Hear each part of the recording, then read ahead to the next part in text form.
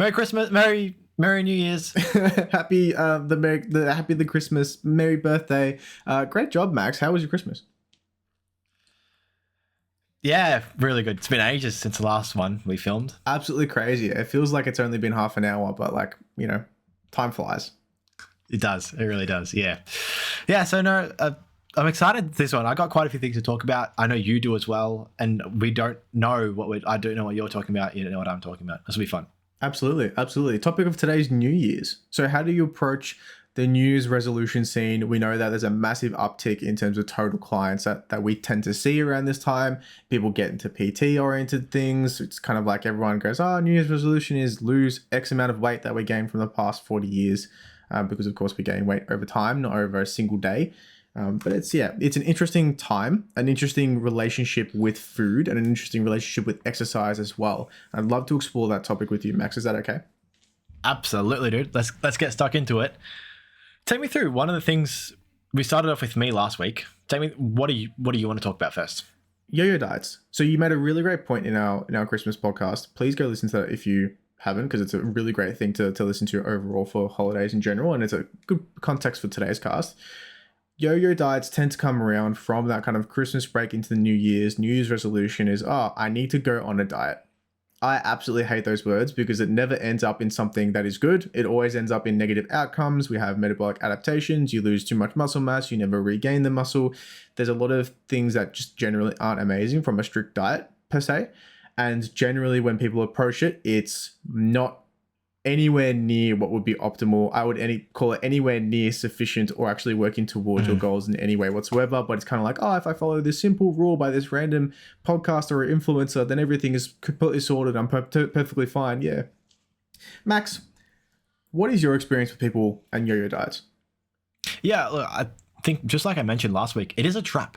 It's a really easy trap and it's not even one of these traps that's difficult to explain. It's super easy to get stuck in there, and then once you're stuck, it's difficult to get out. I think the analogy would be, and it's not really an analogy, just similar understanding, again, further understanding why, is that because fat is so energy dense, it's difficult to, once you are at a adipose level higher than what you desire, it's actually kind of difficult to get lower, because it's like to lose 1 kilo, 7,700 calories. That's a lot of food just to lose 1 kilo of fat, which is barely noticeable. So that means you have to lose multiple kilos. So like you've got to be in a 20, 30,000 calorie deficit over a period of time in order to see like decently changeable results in the way you look. That's a lot. Which means that the pro is that the fact that because it's so energy dense, it means that if you are at a amount of if you are a body fat percentage you're happy with, it's going to be pretty hard to go above that because you've got to be in a big surplus for a long time. The con of that is if you're already in that position, it's actually difficult to get down. Now, what I mean by that is it takes a lot of work, and then with a lot of work comes a lot of fatigue, and mental and physical fatigue, and it means that once you've completed your goal, completed your job, there might be a feeling of like, I can let my hair down now, I can relax. And that's kind of the yo-yo process in a nutshell. And with that relaxation, that completely foot off the pedal kind of environment, then we tend to see a bit of weight gain. And it's not just a little bit of weight gain. It's usually the exact weight you've lost plus then some, because you've lost muscle mass along the way, which is now decreased in metabolism, your metabolic rate. And now it's gotten to a position where you're worse off than you were before. So one, you've put in a lot of mental effort to get nowhere and potentially actually work against your goals in the thoughts that you are working towards it. And now it seems absolutely hopeless because you've tried this strict diet. Now you've tried paleo. Now you've tried keto. Now you've tried vegan. Now you've tried carnivore. Nothing's working for you because none of those are meant to work for the long-term period. And now you're stuck. And now, okay, you got either two positions, which I find most commonly over time, is that you completely give up on health and you forget about it up until you get diabetes and chronic kidney disease, and then you kind of kick the bucket. Or you come and see us, and then we generally support you with your specific goals, your specific requirements, tailor a plan that works with your life rather than against it. This kind of predicament is very tricky. You could absolutely do it by yourself, but I think it's important to approach this with a science, with a plan, rather than a very vague rule set of like, I can't eat this food, or I can't eat this type of food, or apparently this food is bad for me, or something along those lines. We don't see any good long-term health outcomes from those instances full stop. It's just, we need to tailor the plan specifically to you and your specific goals. Yeah, exactly. 100% agree. And I think one of the other things that I was just thinking of while you were speaking then was that also potentially it reinforces habits. Like, we're creatures of habit, right? And if you've had, just like you were saying, you've tried diet after diet and you've had yo-yo after yo-yo, after you try another diet after the 8th time or the 10th time and you successfully lose the weight and then you start to regain it, those thoughts creep back in. You go, oh, not again, not again. Don't tell me this is happening again. And it's like you almost give up like straight away because you know, oh, I've had this happen the last 8 times. I know it's going to happen again. You know, like, it's like you just give up almost on that, on being able to keep it off. Yeah. And I think that's an element at play too. Yeah, and it's really sad because you've done so much effort, you've put in so much thought around your health and prioritized it for an extended period of time, and now you go into a position where it's almost like everything you've put in effort-wise is completely gone down the drain, which it almost has. Ensuring that we're working towards your goals is step number 1, and then ensuring that we're doing that consistently is step number 2. Max, in terms of your clients, I've actually just thought about it. The clients that I generally see haven't really attempted multiple fad diets in the past. Are your clients similar? I've had a mixed bag, really. Yeah, lots of them have. Lots of them have attempted a lot of diets, and that's the biggest thing for me. And that's probably my number one when I'm with people who are trying to lose weight. The number one thing I harp on about. I don't harp on about it immediately. It's not something I jump on out of the gates, but I think probably the biggest thing that people who facilitate weight loss, so dietitians and others that decide to call themselves people that facilitate weight loss, they miss out on is that post diet period, because I think that's the crucial period. The losing the weight.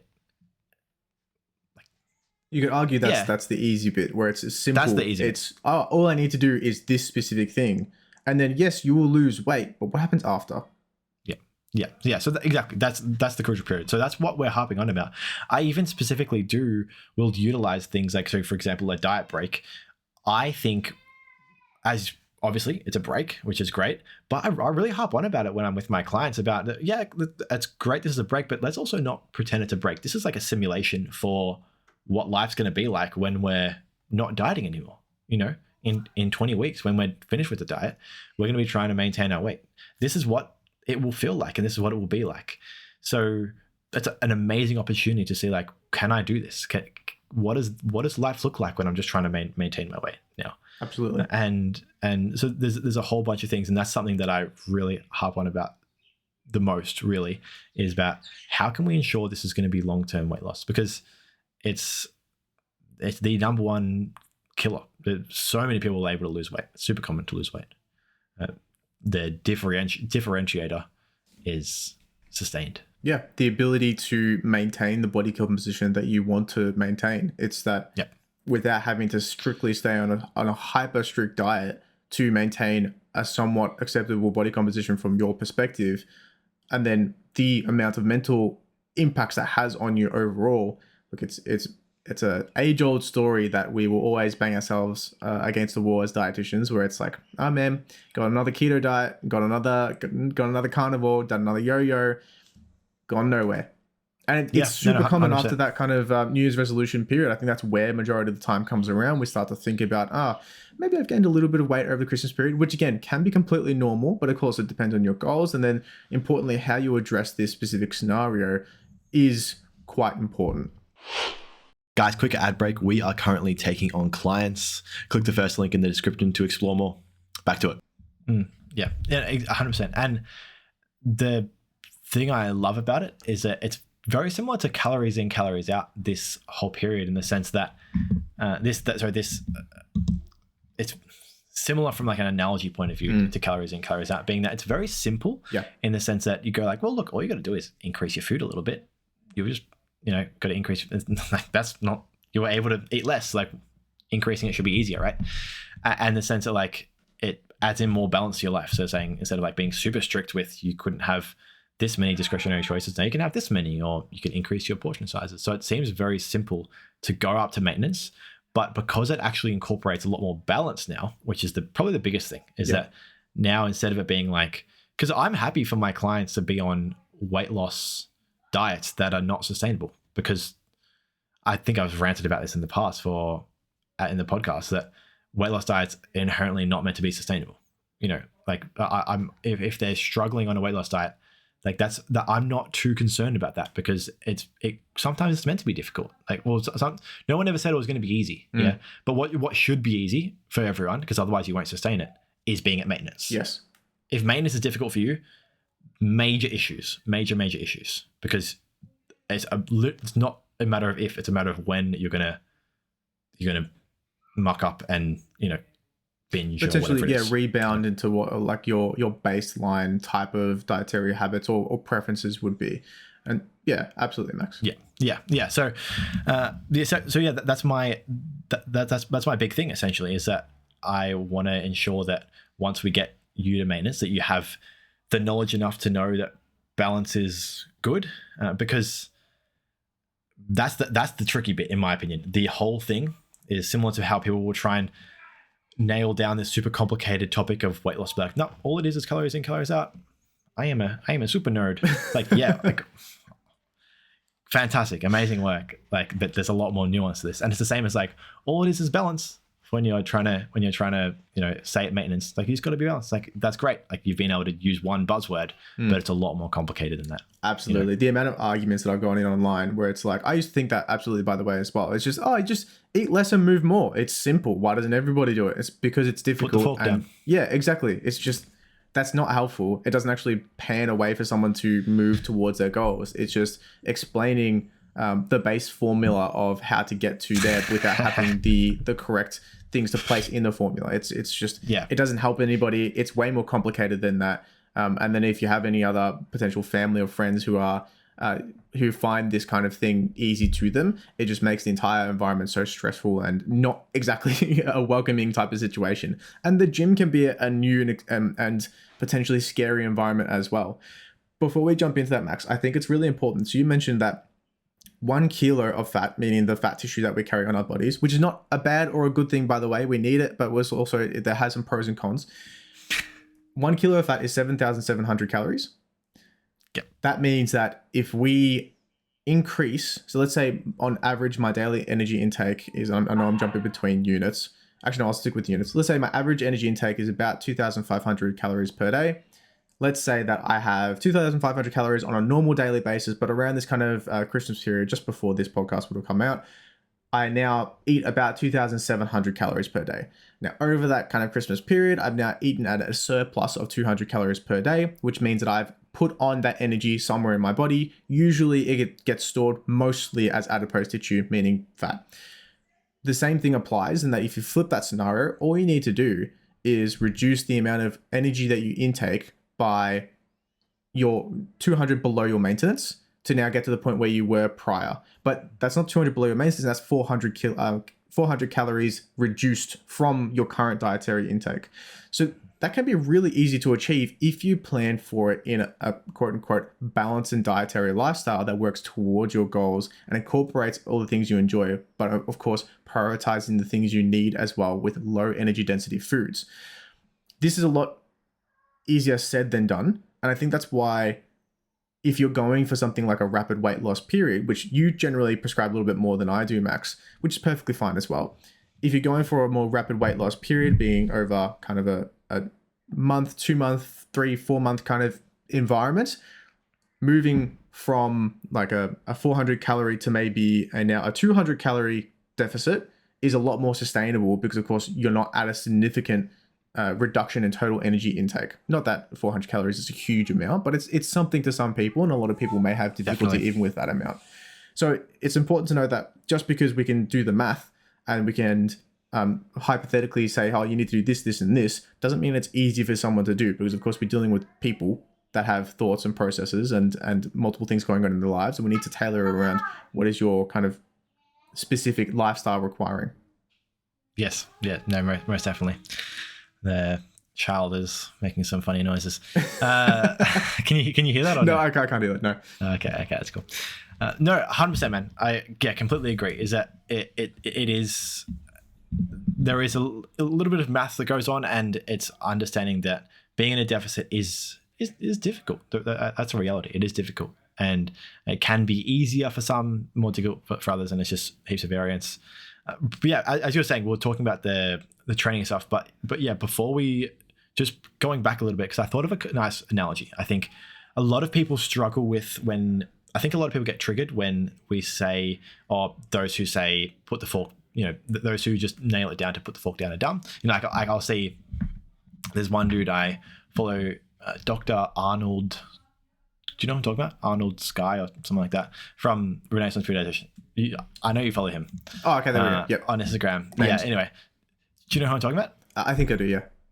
Anyway, he's a doctor from Renaissance periodization, and he's like a weight loss specialist doctor. Mm-hmm. And he always posts funny things of like he'll post like a photo of a clown or be like that says put the fork down, or it's just calories in, calories out, bro.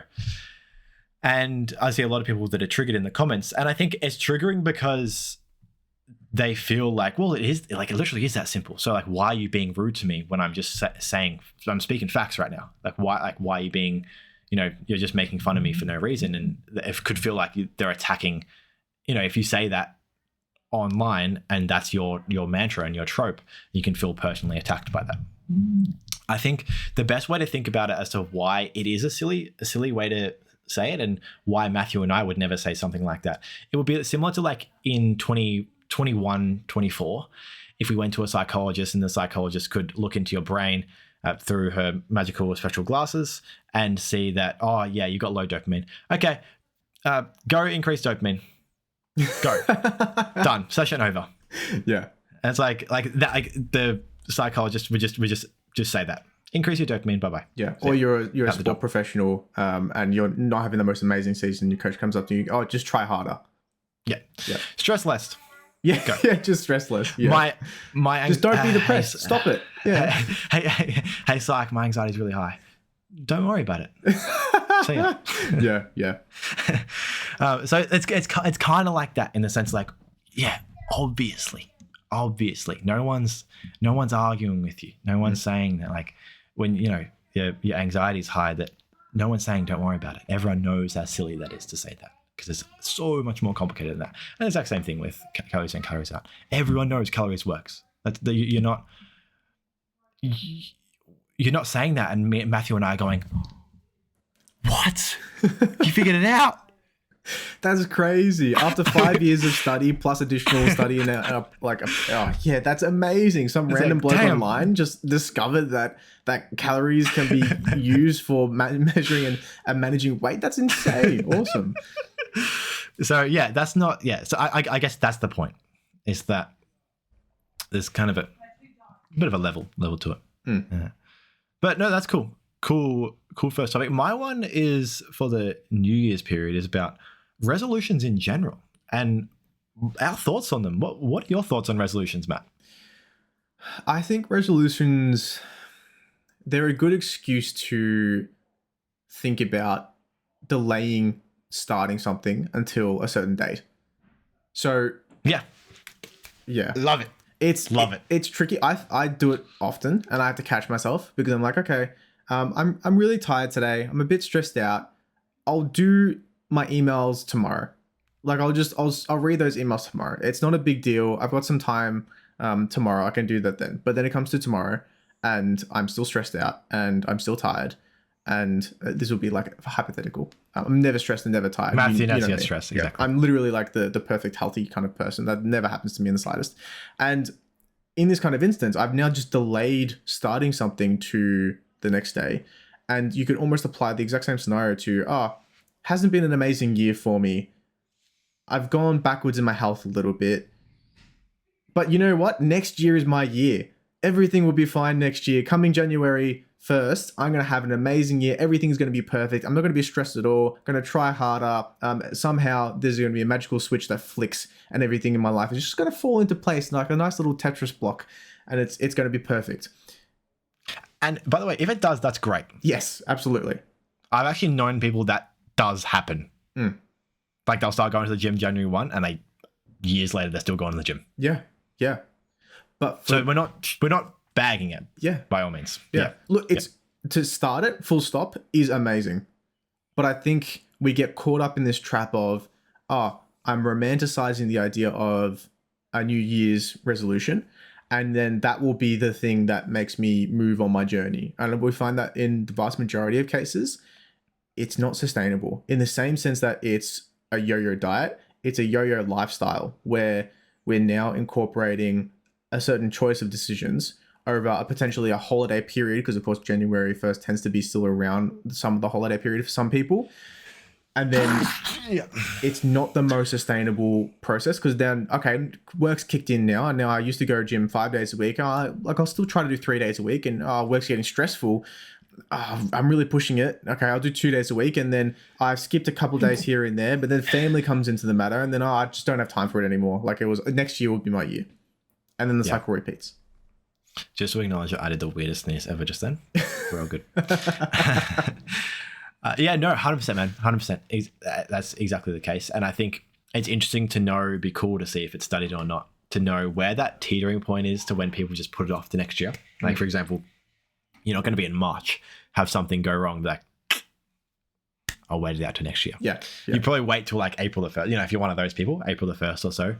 But yeah, it is interesting to know when that point hits where people are just like, I'll put it off to next year, whatever. It would be very interesting. I suspect it's a bit more of like look, it hasn't really worked for me, and then forget about it. And then it kind of the Christmas weight gain period comes along again, and then you gain a little bit of weight over having a complete, listen to previous podcasts if you would like to understand what factors contribute to the weight gain over Christmas. Christmas. What factors contribute to weight gain over Christmas? And then it comes around, it's like, okay, haven't really done too well the previous year. And then the kind of thought process of, I should really think about my health a little bit more. And then the kind of that yo-yo diet, yo-yo lifestyle comes in as well. And the sustainability of that comes into question every single time. But I think it's important to acknowledge and establish a plan that works for you, and planning for your normal day-to-day activities that include your work, include your family, include your stress, include your ability to do things that aren't related to those things, and your wind down time, if you have that, and if you're lucky to have that. It's Look, I think one of the pros of it is, and I think, to be clear, Matthew did just put down New Year's resolutions a lot. Just to be super clear, we're both very neutral about it. We really don't care, about whether you do it or not. I think what we're just trying to say is that it would be cooler if you did it on December the 14th. That would be cool. Yeah. If you had a resolution in mind, let's say you were starting to think about your resolutions, boom, I've got one. I want to start cleaning my car every week. That's what I want to do. Let's do it. You got 2 weeks left of the year, 3 weeks left of the year. 2 weeks left of the year, my brain. Let's do it. Let's start it now. Let's start it this weekend.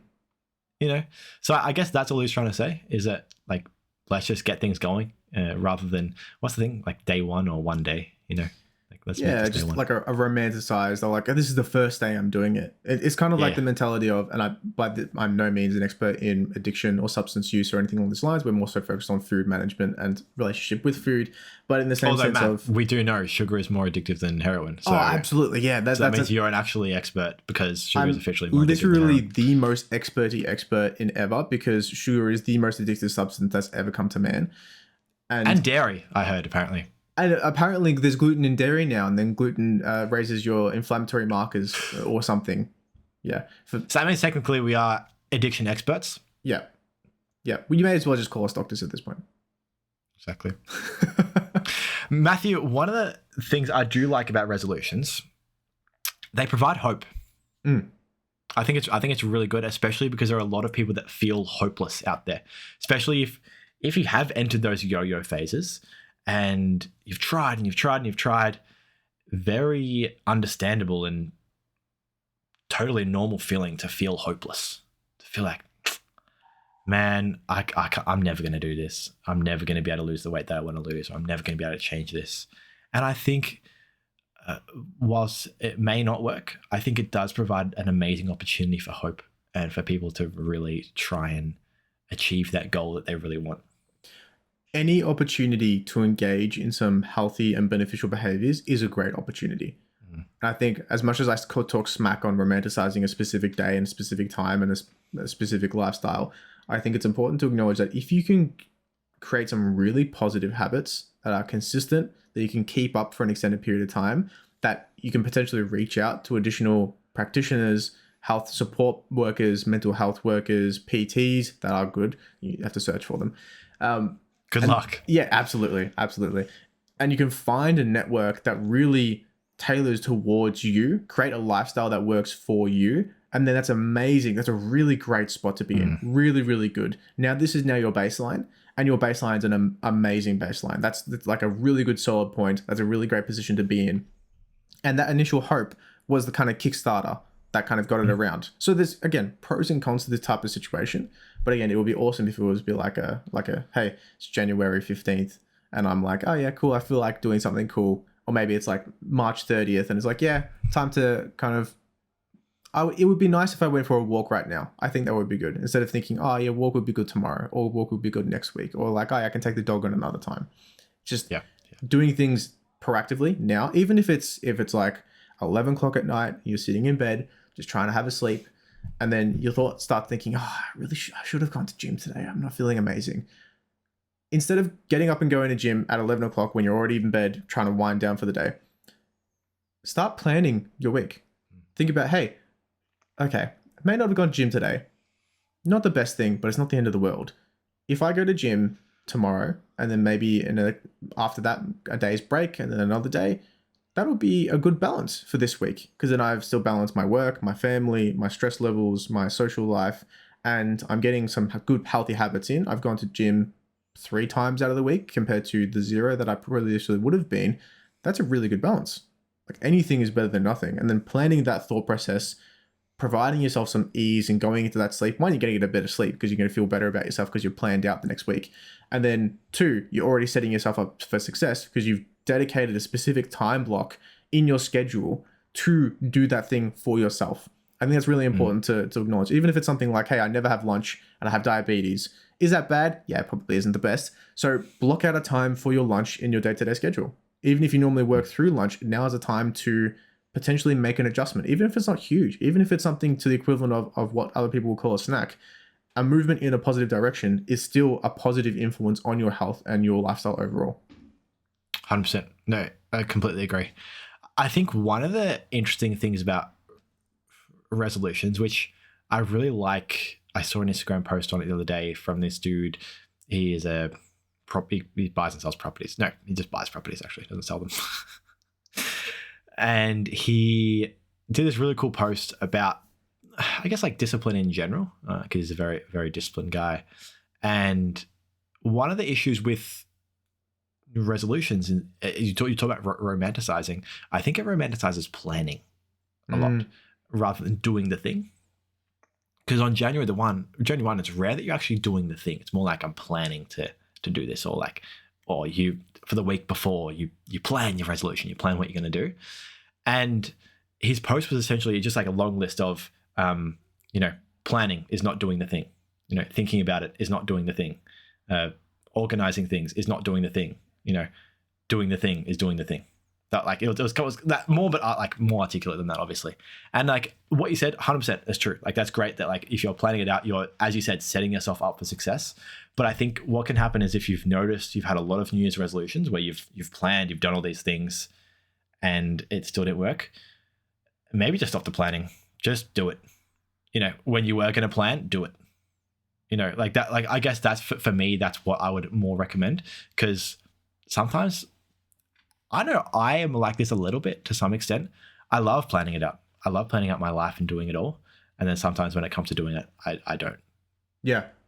I find it's a difficult balance. It really does depend on the individual. Sometimes when some people plan it out, it happens. Like there's no going away. Like if you go through their schedule, they've got minute by minute how they're going through their daily life and their calendar. Versus some people who plan things like, oh yeah, I'll get around to that thing. Oh yeah, I said I'll do it today, but something's come up and I can't really do it. Then I think it's a bit of a different scenario. They're the kind of individuals where it's like, hey, I said I'm going to go to gym 3 times per week. I've only gone 0 and now it's Friday. That means I have to go today, tomorrow, and Sunday. So it's okay. It's a tricky scenario. Sometimes it does take a bit of a push, but then look, there's a bit of a balance. I think you need to find an environment that suits you as well. Often I find something like accountability can be really, really useful. So having someone else that that supports you in that environment, that keeps you accountable, whether it's a personal trainer or whether it's specifically a friend. Because often I find that some close friends can get you on a more personal level and be like, hey man, look, you said you wanted to do this thing. What's going on? Get up. We're going right now. That is a really important factor to have. And you don't necessarily need it to be like your best friend who doesn't do some kind of similar activities. You can find a network around that. Be part of your local running club. Be part of your gym environment that has a bit of a network. You got to try to look for those. Be part of a sporting team.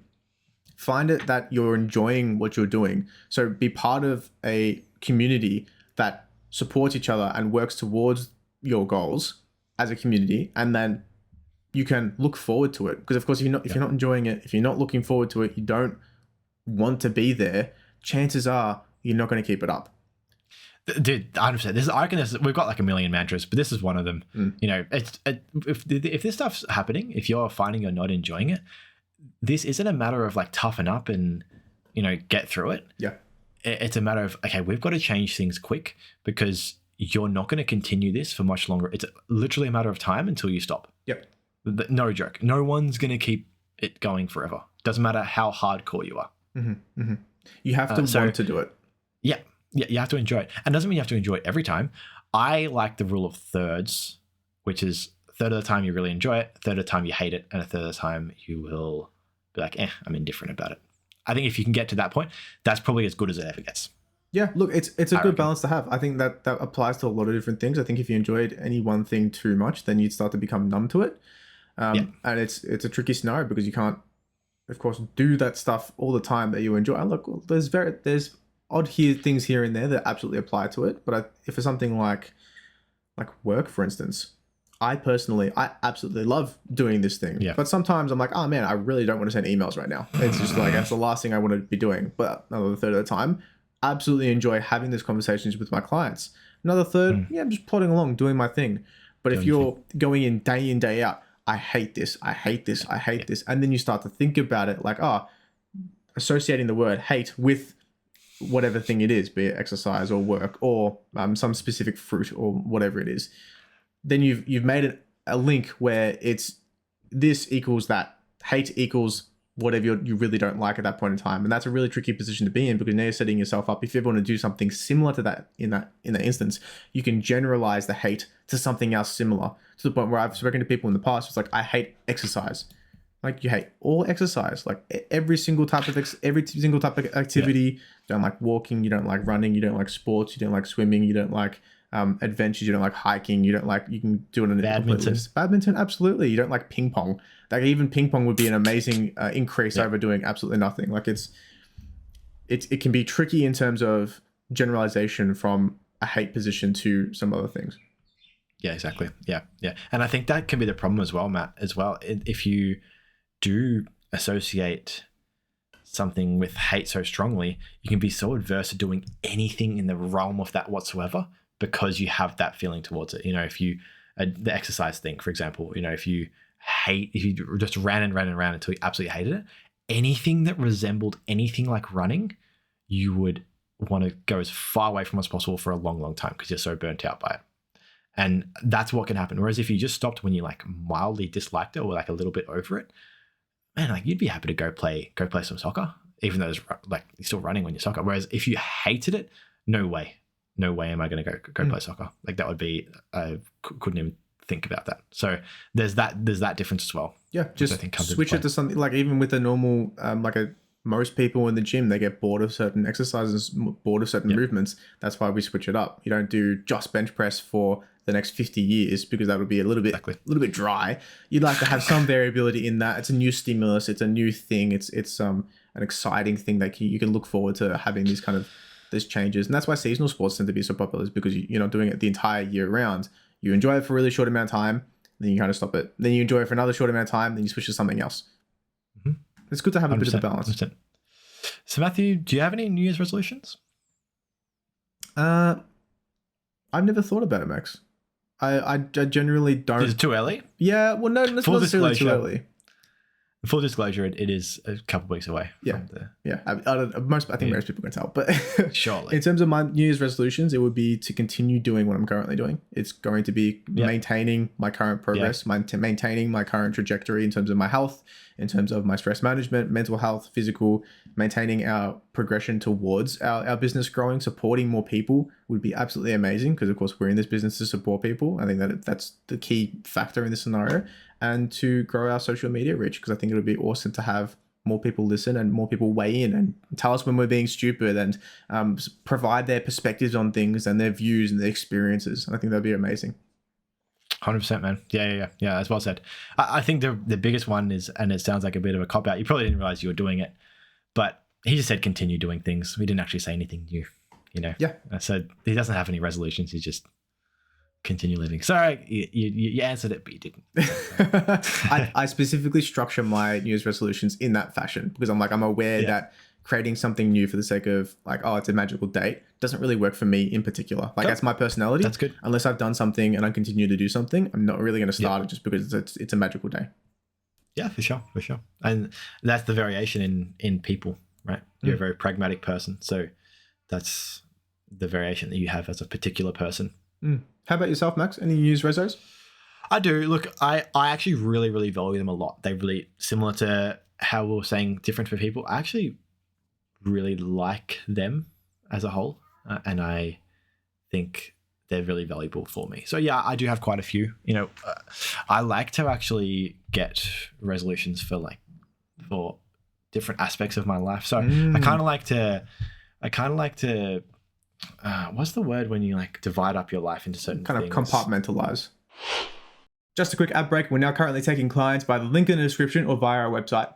Back to it. Compartmentalize my life into different facets. So financial, friends, family, work, even happiness, overall mood, training, all those things, and just set ideas and goals around that. And I find it really helps me a lot. And I think similar for me, and potentially why I harp on about it so much, I have an extremely good track record with my New Year's resolutions overall, that I feel really confident when I'm setting these that I'm actually going to be able to stick to them.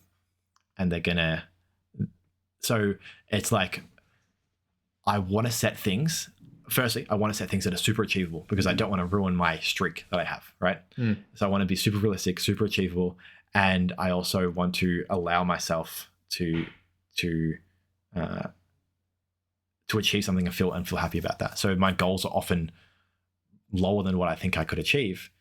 But what it does for me is actually, for my personality, it's really important that I stick to it and I know I can achieve it. So whilst a goal might be, for this podcast, for example, I know we said by end of next year we'd like 100 subscribers, and you're like, we're going to do that easy. We'll do that in March for sure. It's great. I hope so, but it's a good goal at least to have, for the podcast. And the only way we can do that is that wouldn't even necessarily be the goal. The goal would be that every single Sunday of next year at 5 p.m. we're posting. Yeah, because that's what we can. We can't control subscribers. The only thing we can control is whether we post or not and the quality of our content. So that would be, for example, from a business standpoint or a social media standpoint, is that I want to every Sunday I want to post and make sure we're posting. What do we have? Yeah, I think 30 weeks in a row, 29 weeks. You made a really great point there, Max, with the realistic nature of things. Is that if you have a goal of January 1st, man, this is my year. I am going to be the number one chess player in the entire world. I'm sorry to break it to you, mate. Most likely not going to be the number one chess player. I think we should really establish our goals in this scenario and then making it so that it is achievable and realistic. It's okay. I don't know how to play chess. I've only played checkers before. By March, I want to be able to play chess. And then from March to December, I want to be able to play chess in a competitive nature. And then there's some really good goals, which I think can be realistically achieved. Being the number one, or potentially getting super shredded and six-pack abs and completely destroying everyone else in your field of sport. It's important to acknowledge where you are. your trajectory and the reality of the situation and how realistically you can achieve those goals. Because I think if we're setting ourselves up for failure, setting ourselves up to potentially not achieve some amazing things, look, it's tricky. Then you've also got the opposite mentality where it's like, hey, if you shoot for the moon and miss, you're still among the stars. I personally don't vibe with that the most. I think can be really tricky because then the sense of fulfillment that you have, disappointment. Yeah, it's not the same scenario. I think it's important to be close to what your goals are and change them along the way. It's like, okay, my trajectory isn't amazing to what my goals were before, but it's still going to reach this point later down the line. Just change your goals, move them just a little bit, slight adjustments. It was like, okay, yeah, I'm not going to reach the moon, but man, the stars are fucking awesome. Like, I'm going to be here. I'm going to vibe. Like, this is really cool. I think that's a really good mentality to have. 100%. Yeah. And again, it's just a personality thing. You know, some people like that. There's a reason why that saying is a saying. It's because some people like that. I'd rather, like, honestly, just shoot for the Eiffel Tower or shoot for the... Do they have Twin Towers anymore? Let's not start World War III, Max. I think that's going to be a bit of a tricky scenario. So, shoot for, and hit it. And then know, like, wow, I'm grounded in reality. Like, I know what's achievable for me. I know what's realistic. And I actually have some concept of, like, I can do this by this time and blah, blah, blah, blah. And, like, I'm living in the real world. Whereas, like, if I'm just, like, shooting for the moon, like, oh, my God, this is where I ended up. Whoa. It's like, you know, I don't feel grounded in real life. You know? Yeah, it can be more difficult to monitor progress, more difficult to feel fulfilled towards the end. So ensuring that you're setting a goal that you'd be happy with is really important, and being comfortable with the process that comes along with that. 100%. Matthew, well, best of luck for the new year. I'm really looking forward to what's ahead, and I know we've got some amazing videos coming. We've got exciting stuff ahead. I'm really looking forward to it. Absolutely, without a doubt. I'm stoked, very keen. People, subscribe, stay tuned, enjoy your new year, have a great one. We look forward to seeing you in the one to come. Please remember to unsubscribe and dislike the video if you hate it. Yeah, absolutely. Yeah, 100%. Yeah. I actually saw, I was listening to I was watching some YouTube the other day, and that one of the dudes said that at the start of the video. I was like, you know what, that's actually funny.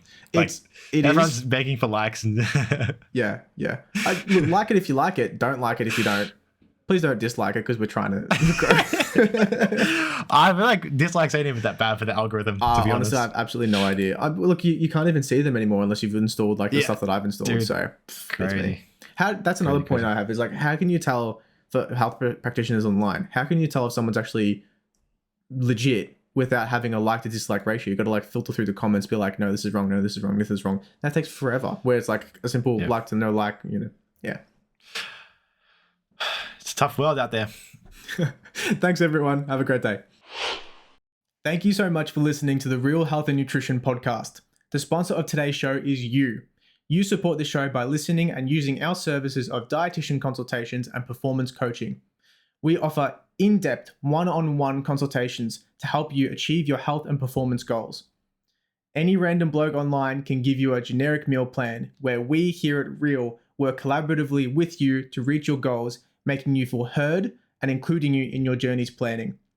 Our service offers tailored advice and can accompany meal plans and/or realistic nutrition strategies, which can be booked via our website, www.recoveryexerciseandlifestyle.com. That's www.recoveryexerciseandlifestyle.com. Just a quick disclaimer, this podcast is for education, information, and general entertainment purposes only and does not constitute the practice of medical nutrition therapy or healthcare of any discipline. The content discussed in this podcast is not intended to be a substitute of professional medical advice, diagnosis, or treatment. Please review our terms of use via our website. Thank you so much, everyone. Have a great day.